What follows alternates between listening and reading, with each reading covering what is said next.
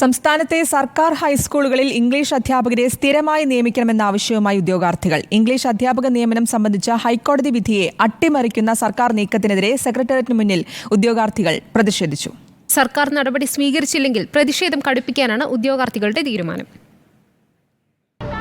വർഷങ്ങളായി നിലനിൽക്കുന്ന കോടതി ഉത്തരവ് സർക്കാർ പാലിക്കാതെ വന്നതോടെയാണ് പ്രതിഷേധവുമായി ഉദ്യോഗാർത്ഥികൾ രംഗത്തെത്തിയത്.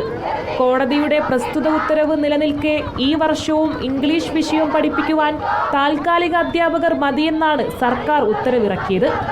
എന്നാൽ സ്കൂളുകളിൽ ഇംഗ്ലീഷ് ഒരു ഭാഷാ വിഷയമായി പരിഗണിച്ച് പീരീഡ് അടിസ്ഥാനത്തിൽ തസ്തിക നിർണയിച്ച് സ്ഥിരം അധ്യാപകരെ നിയമിക്കണമെന്ന് കോടതി ഉത്തരവ് പുറപ്പെടുവിച്ചിട്ടും സർക്കാർ വിഷയത്തിൽ വേണ്ടവിധം ഇടപെടുന്നില്ലെന്ന് ഉദ്യോഗാർത്ഥികൾ അഭിപ്രായപ്പെട്ടു.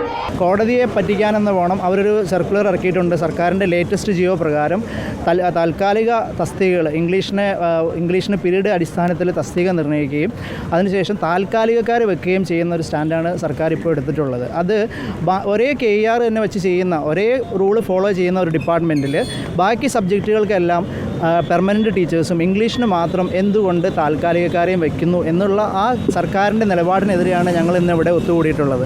ഓഗസ്റ്റ് 9-ാം തീയതിക്കുള്ളിൽ സ്കൂളുകളിൽ സ്ഥിരം അധ്യാപകരെ നിയോഗിക്കണമെന്ന് കോടതി സർക്കാരിനോട് നിർദ്ദേശിച്ചിട്ടുണ്ട്.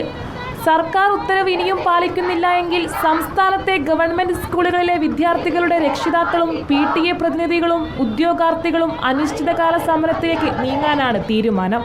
Reporter Archana Raveendran, in reporter, Thiruvananthapuram.